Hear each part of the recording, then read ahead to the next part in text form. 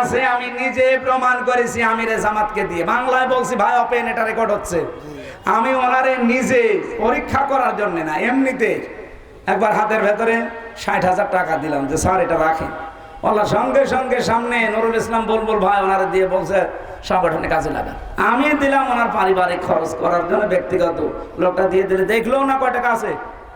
কুষ্টিয়ায় গিয়েছিল, কানে কানে আমি টাকা দিলাম হাতের ভেতরে, প্রথমে 15,000 আর ঘরের ভেতরে এসে 10,000। ও ছাতা সব দেখি সামনে শাহাবুদ্দিন ভাই ওনারা দিয়ে দিলেন। কি গো, টাকা দিয়ে কি করবো?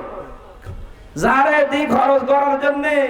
আরে কোন মানুষ যদি দুনিয়া বিমুখ হয়ে যায়, ওর ভেতরে আল্লাহ এমন এমন সূক্ষ্ম জিনিস দান করে যেটা পৃথিবীর অন্য কেউ জানে না। এই দেশের সাংবাদিক প্রশ্ন করেছিল আমির জামাতের কাছে যে এত জনপ্রিয় আপনার এত দল, একবারও তো ক্ষমতায় যেতে পারেন না, আপনাদেরকে মানুষ চায় না কেন? জবাব দিয়েছে, মুয়াজ্জিন আযান দেয়, সবাই নামাজ পড়তে আসে। আযান তো আমরা ঠিকই ইখলাসের সাথে দিচ্ছি, এদেশের মানুষ সাড়া না দিলে দোষ কি মুয়াজ্জিনের না মুসল্লিদের? আপনি সূক্ষ্ম কথা কি বের করা হতো সহজ? সুবহানাল্লাহ বলতে পারেন না? তাহলে আমরা ইব্রাহিমের সন্তান যারা দাবি করি, জাতির পিতা হিসাবে যাকে আমরা মানি, নাম কি?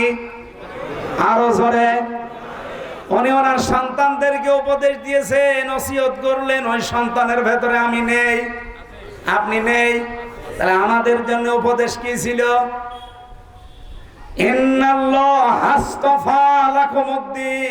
অবশ্যই আল্লাহ তোমাদের জন্য একটা দিনকে মনোনীত করেছেন, নির্বাচিত করেছেন, পছন্দ করেছেন।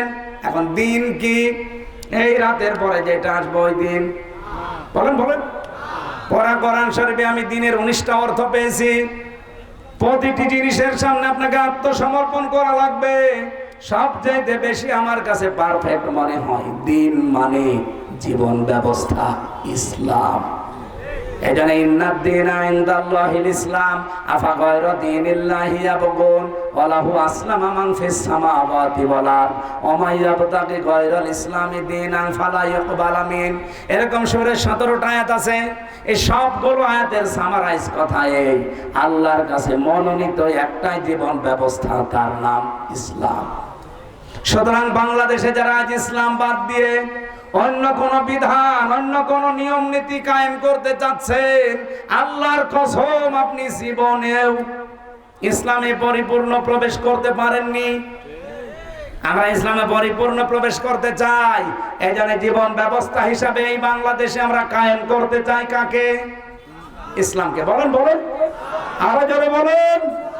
এটা যদি আপনার কাছে রাজনীতি মনে হয়, এটাই তো আমার রাজনীতি। এটা যদি ধর্ম ব্যবসা মনে হয়, এটা আমার ধর্ম ব্যবসা। কারণ আমি ইসলামে পরিপূর্ণ প্রবেশ করতে চাই। আমার পিতা আমাকে ওসিয়ত করেছে। এই কথা বলছেন এখানে? আমার পিতার শেষ ওসিয়ত ছিল ওয়ালা তামুতুন্না, মরবা না, ইল্লা ওয়া আনতুম মুসলিমুন, যতক্ষণ মুসলমান না হতে পারো। তাহলে আমরা পুরুষ মানুষ যারা, আমাদের মুসলমান হওয়ার নিয়ম, মেয়েরা যারা এসেছে তাদেরও মুসলমান হওয়ার নিয়ম নেই। এই কোরআনে আল্লাহ 500 আইন দিয়েছেন, শরীয়তের বিধান বলা হয়। এগুলোর সামনে স্যালেন্ডার করা, আত্মসমর্পণ করা, নিজের মন আর বলে কিছু নেই। ওই যে আয়াতটা পড়লাম আমি শপথের দিনও পড়েছিলাম, ইন্না সলাতি, এর ভেতরে সব আছে। অনুসুকি, এর ভেতরে আরো বেশি আছে। সলাতের ভেতরে যত কিছু আছে, নুসুকের ভেতরে আরো বেশি আছে। আমার সলাত, আমার নুসুক। নুসুক মানে কি? শুধুমাত্র কোরবানি না। এটা তাফসিরে ওই যে মাযহারিতে আছে, আল্লামা সানাউল্লাহ পানিপতি রহমতুল্লাহ আলাইহি মাযহারি তাফসিরে উনি লিখেছেন। এই জায়গায় আমি ব্যাখ্যা করতে গিয়ে পেয়েছি, নুসুক শব্দের তিনি 3টা অর্থ দিয়েছেন। 1 নম্বরে নুসুক মানে কোরবানি করা, 2 নম্বরে নুসুক মানে হজের কার্যকলাপ, 3 নম্বরে নুসুক মানে ইবাদত বন্দেগী। বলেন তো একটা জীবনে এর বাইরে আর থাকে কি? বলেন, এর বাইরে আর কিছু থাকে না। তার মানে আমার নামাজ, আমার জীবনের যত কোরবানি আছে, এমনকি আমি যদি বেঁচেও থাকি, আমি যদি মরেও যাই, লিল্লাহি রাব্বিল আলামিন, আমার রবের জন্য। মুসলমান পুরুষ মানুষ আমরা যারা এখানে দাবি করছি, আমাদের জাতির পিতা আমাদেরকে শিখিয়েছেন মুসলমান হওয়া লাগে কি করে। জীবনের প্রথম দিন থেকে তিনি পরীক্ষায় অবতীর্ণ। 50টা পরীক্ষা পর দিলেন, কোন পরীক্ষায় তিনি ফেল করেননি। আমরা তার সন্তান হিসাবে ফেল করলে হবে? বলেন বলেন। আমাদের মা হযরতে হাজেরা, তিনিও পরীক্ষা দিয়ে তিনি এমন মুসলমান ছিলেন আল্লাহর সিদ্ধান্তের সামনে। তিনি শুধু স্বামীকে বলেছিলেন, স্বামী আমার মরুভূমির ভেতরে পানি আর খাবার ছাড়া আমার এই মাসুম বাচ্চাকে সব রেখে যাচ্ছেন, এটা কি নিজের ইচ্ছায় না আল্লাহর ইচ্ছায়? হযরত ইব্রাহিম ৮৬ বছর বয়সে পাওয়া সন্তান, কথা বলতে পারছিলেন না, শুধুমাত্র ইশারা দিয়েছিলেন আকাশের দিকে, আমার ইচ্ছা না আল্লাহর ইচ্ছা। হযরত ইব্রাহিম নবী আলাইহিস সালামের কথা ইঙ্গিত দেওয়ার পরে হাজেরা আমাদের মা, তিনি যে কথার জবাব দিলেন যে নিশ্চিন্ত মনে বাড়ি ফিরে যান, ওই আল্লাহর উপরে আমার ভরসা এতটাই বেশি আছে যার আদেশ মতো আপনি আমার সন্তানকে মরুভূমিতে রেখে গেলেন, উনি জীবনেও আমার সন্তান আর আমাকে পানি আর খাবারের অভাবে মারবেন না। তার এই বিশ্বাস সত্য হয়েছিল না হয় নাই? এখনো পর্যন্ত তার প্রমাণ চমচম। এক কথা বলে দেখেন, নবী ইব্রাহিম দোয়া করেছিলেন আমার সন্তানদেরকে ফল ফলাদি দিয়ে তুমি রিজিক বৃদ্ধি করে দেবে। আপনি দেখেন খালি পাহাড় পাথর আর মরুভূমি, কিচ্ছু নেই, অথচ আরব জানে কোনো খাবারের অভাব আছে। ইব্রাহিম নবীর দোয়া এটা, উনি হাজার হাজার বছর আগে দোয়া করেছিলেন, ওখান থেকে আরম্ভ হয়েছে। যদি ইব্রাহিমের আদর্শ আজও তারা মেনে চলতে পারে, তাদের অভাব কোনোদিন হবে না।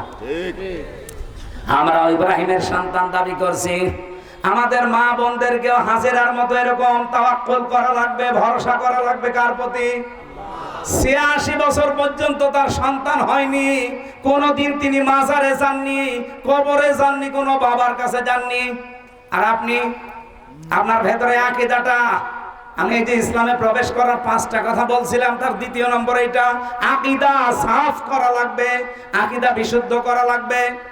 অধিকাংশ মেয়েদের নামাজ আছে, রোজা আছে, পর্দাও করে, কিন্তু একটু অসুখ বিসুখ হয়ে গেলে, সন্তানাদি হতে একটু দেরি হলে ওর আর মাথা ঠিক থাকে না, চলে যায় একবারে ৮ রশি, একবারে চলে যাচ্ছে যে সুরেশ্বরী।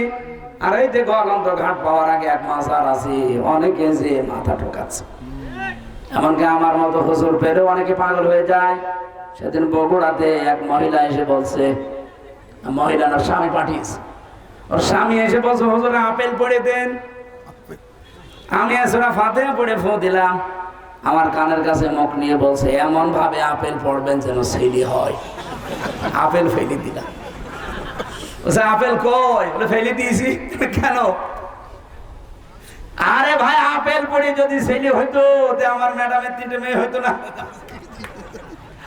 আমি ওরে শুধু আপেল খাওয়াতাম। এত কিছু পড়িয়ে শুনিয়ে তারপরও 3 মেয়ে, আর আপনি আমার কাছে এসেছেন যে আপেল পড়া নেবেন। আপেল ফেলে দিয়েছি। বলছে আমার বউ পাঠিয়েছে খালি মারবার মেয়ে হয়, হুজুরকে দিয়ে এমন আপেল পড়াবেন যেন ছেলে হয়। আমি কি ডাউনলোড করে দেব? মা বোনেরা, আকীদা বিশুদ্ধ করেন।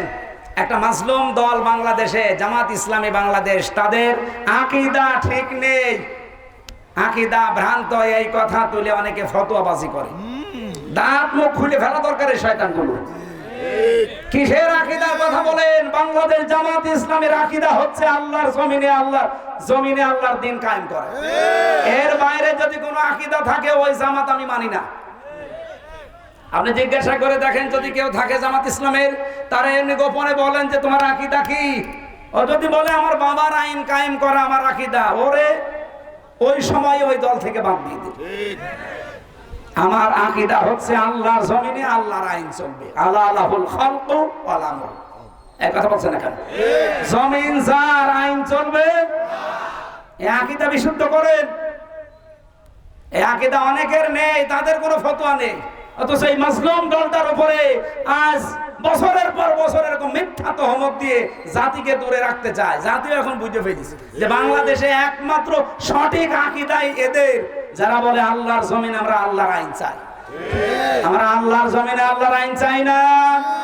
এটা আপনি আন্দাজে উল্টাপাল্টা ধারণা করবেন না, আমি সঠিকটা বললাম। আপনি খুঁজে দেখেন, যদি এর সাথে না মেলে আপনারও দল করার দরকার নেই। 3 নাম্বারটা বলছে উন্নত চরিত্রের অধিকারী হওয়া লাগবে আমাদের। উত্তম চরিত্র গঠন করার মৌলিক যে পদ্ধতিগুলো আছে এগুলো অনুসরণ করা দরকার। আপনার চরিত্র যদি ভালো না হয়, উন্নত না হয়, আপনি জীবনে ইসলামে প্রবেশ করেছেন এটা বলতে পারেন না। আজ বিশ্বের বহু মানুষকে আমরা দেখতে পাচ্ছি, তারা উপরে মানবতার কথা ছড়ায় কিন্তু তাদের চরিত্র, এটা ভারতে মুসলিম আইন, আমাদের বাপ দাদাদের ধর্ম, আমার বাপ দাদার হাজারো বিঘা জমি জায়গাগুলো অক্ষ করা, সেটা এখন অবৈধভাবে জোর করে জবরদস্তি করে অবৈধ আইন পাশ করে দখলের চেষ্টায় আছে। কথা বলছেন এখানে? আমি যে হাদিস পড়েছিলাম হযরতে আবু যর থেকে বর্ণিত, মনে আছে আপনাদের? মানিদ্দামা লাইসা লাহু ফালাইসা মিন্না ওয়ালিয়াতাবাওয়া মাকআদাহু মিনান নার। যেই জিনিস তোমার না, ওটা যদি জোর করে নিজের দখলে নিয়ে নাও, আমি নবী 2টা কথা তোমার বিরুদ্ধে বললাম, ফালাইসা মিন্না, ওই দিন থেকে তুমি আমার আর উম্মত না। 2 নাম্বার ওয়ালিয়াতাবাওয়া মাকআদাহু মিনান নার, সে যেন জাহান্নামে নিজের স্থান তৈরি করে নিল। আজ ইহুদি আর এই মুশরিকরা এটা তো করেই নিয়েছে, অন্যের জিনিস দখল করে নিজের আয়ত্তে নিয়ে নিয়েছে ইসরায়েল, আর এই মুশরিকরা। এই কথা বলছেন এখানে। 2 নম্বর, বাংলাদেশের সাথে একটা মিল আছে, আমি বলছি না, আমি যেই বললাম আমি বলছি না, আপনারা বলছেন ঠিক আছে, বলার দরকার নেই। হাদিসের প্রথম পয়েন্টটা কি ছিল? যে ব্যক্তি অন্যের জিনিস নিজের দখলে নিয়ে নেয়, ফালাইসা মিন্না, সে নবীর উম্মত না। এজন্য ফা আছে মাঝখানে, ফাটা 19টা অর্থে আসে। এখানে ফা দিয়েছেন খেলা করার জন্য না, নবীর প্রতিটি কথা গবেষণামূলক। ফালাইসা মিন্না, যদি সত্যি উপরের কাজ করেন নিচের যে শাস্তি আপনার উপরে বর্তাবে। কিন্তু ব্যাখ্যায় আমি আর একটা 2টা জিনিস পড়েছি, এদিকে দেখান, কষ্ট হচ্ছে? 1 নম্বরে বললাম কি, যারা যে জিনিস আমার না, ওই জিনিস যদি আমি জোর করে আমার দখলে নিয়ে নেই, আমার আয়ত্তে রাখি, তাহলে সঙ্গে সঙ্গে আমি নবীর দলভুক্ত থেকে বের হয়ে গেছি, আমি নবীর উম্মত। বলেন বলেন। কিন্তু জিনিস যদি আমারই হয়, ওই জিনিস যদি আমার আয়ত্তেই ছিল কিন্তু হাতছাড়া হয়ে গিয়েছে, ওটা যদি আমি আবার ফেরত পাই, তাহলে আমি এই শাস্তির আওতার বাইরে। এই যে ইসলামী ব্যাংক, যাদেরটা তারা ফেরত পেয়েছে। আপনি এখন যদি বলেন যে ওরা দখল করে নিয়েছে, আপনি পাগলামি কথা বলেন কোন কারণে? ওরা দখল করেছে মানে জিনিস ওদের, ওরা ফেরত পেয়েছে। যারা এতদিন নিয়েছিল ইসলামী ব্যাংকে, তাদের এদের মাথার ঘাম পায়ে ফেলা, রক্তের তৈরি করা। এই কথা বলছেন না কেন? আপনি বলেন এটা মিথ্যা কথা। যাদের জিনিস তারা ফেরত পেয়েছে, বলছে ওরা দখলবাজ, ওরা দখলদারিত্ব করেছে। আরে শয়তানের, মিথ্যা কথা বলিস কোন কারণে? যাদের জিনিস তারা ফেরত পেয়েছে, তারা এই শাস্তির আওতায় থাকবে না, সুতরাং তারা নবীর উম্মত থাকবে না। না, হ্যাঁ, যে জিনিস আপনার না, আমরা আগস্টের 5 তারিখের পর থেকে দেখতে পাচ্ছি অনেক মানুষ কিন্তু যে জিনিস যার না, সে বাবা শাহজালাল সব হালাল করে নিচ্ছে। নাকি রাজবাড়ি নেই? আছে, মানে নাম ধরা লাগবে। কত জিনিস আপনার না, আপনি নিজের মনে করে সে বিভিন্ন কায়দায় নিয়েছেন। যারা যা নিয়েছেন, ঘাট দখল, মাঠ দখল, বাজার দখল, দোকান দখল, অনেক জিনিস দখল, মেয়ে দখল, বউ দখল, সব ফেরত দেন। আমি আর নিচে নামতে পারলাম না। কত কঠিন কঠিন শাস্তির কথা দেখতে পাচ্ছে। ফালাইসা মিন্না ওয়ালিয়াতাবাওয়া মাকআদাহু মিনান নার। না, আপনার রাগ হলে নবীজিকে বলেন, আমার কোনো দোষ নেই ভাই, আমি অ্যাডভার্টাইজ করছি, এই কথা বলেন না।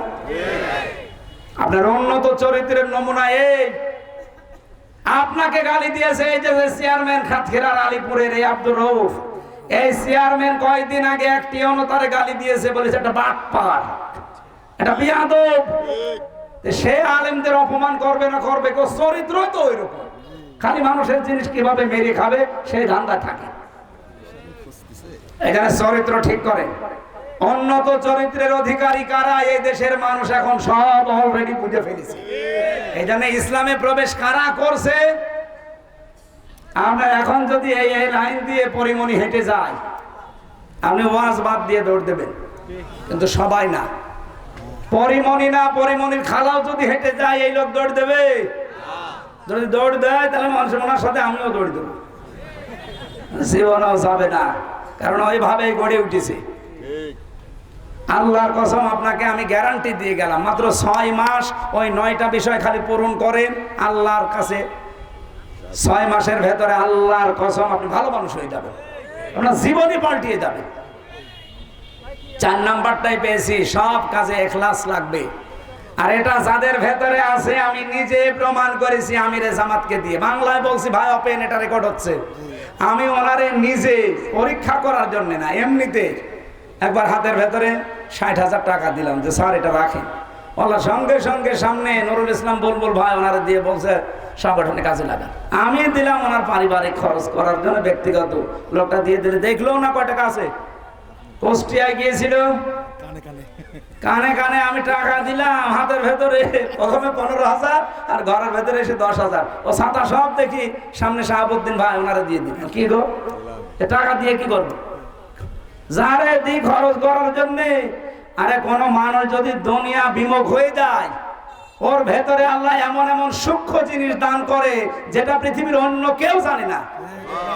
এই দেশের সাংবাদিক প্রশ্ন করেছিল আমির জামাতের কাছে যে এত জনপ্রিয় আপনার এত দল, একবারও তো ক্ষমতায় যেতে পারেন না, আপনাদেরকে মানুষ চায় না কেন?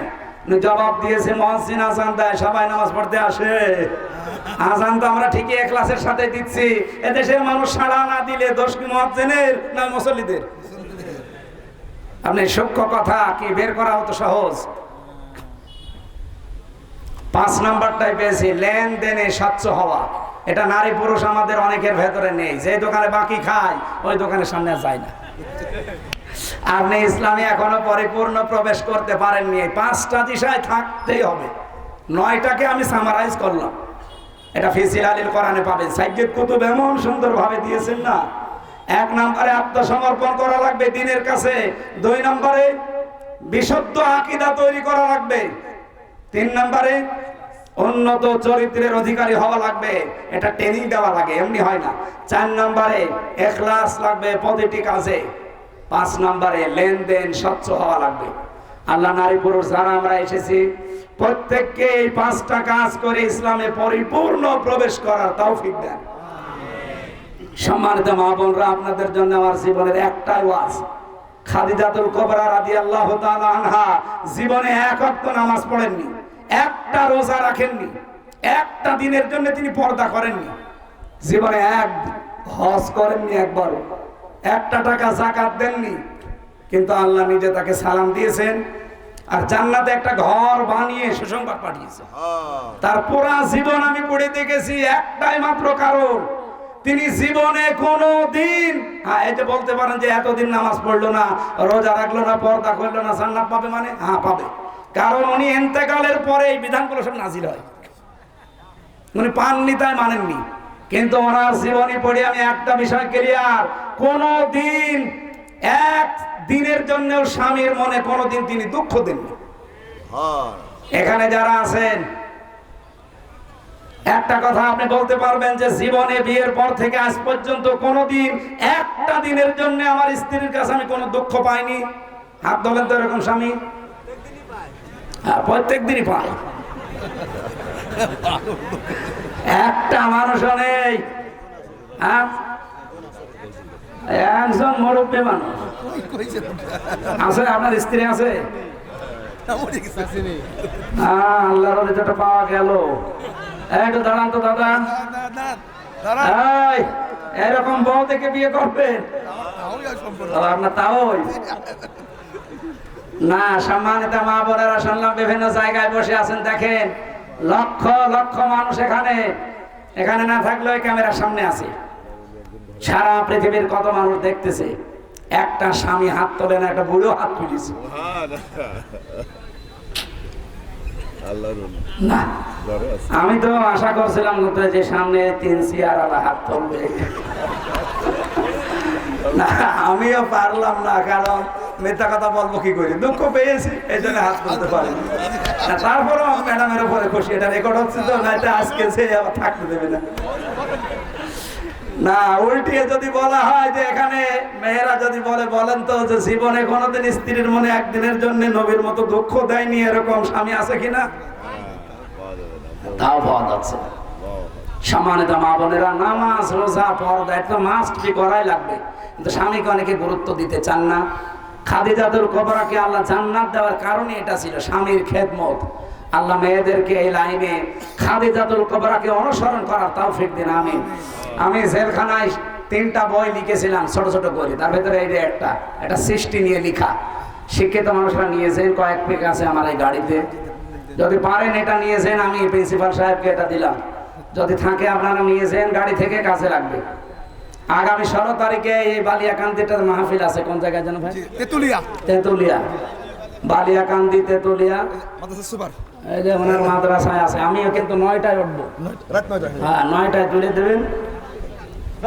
মৃত ব্যক্তিকে কাঁধে নিয়ে 41 কদম কাঁধ পাল্টানোর কি ব্যবস্থা আছে? এটা আপনার কাঁধে ব্যথা হয়ে গেলে করবেন, এটা কোরআন হাদিসের নিয়ম না। মৃত ব্যক্তির জানাজার সময় ফাতিহার বলখানি দেওয়া যায়, যা সেখানে শরীয়ত বৈধ কিনা? জানাজার সময় ফাতিহা সূরা পড়ে এমনি দোয়া করবেন, অসুবিধা নেই। আমার মনে হয় রাত বেশি হয়ে গেছে, 11টা 15। আমি এত রাত পর্যন্ত কথা এখন বলি না, 11টায় শেষ করে দিই। আল্লাহুম্মা আমিন। মোনাজাতটা বসে করেন, মোনাজাত বসে করেন। গাড়ি থেকে যাওয়ার সময় বইটা নিয়েছেন, কাজে লাগবে। লা ইলাহা ইল্লা আনতা সুবহানাকা ইন্নী কুনতু মিনাজ জালিমিন।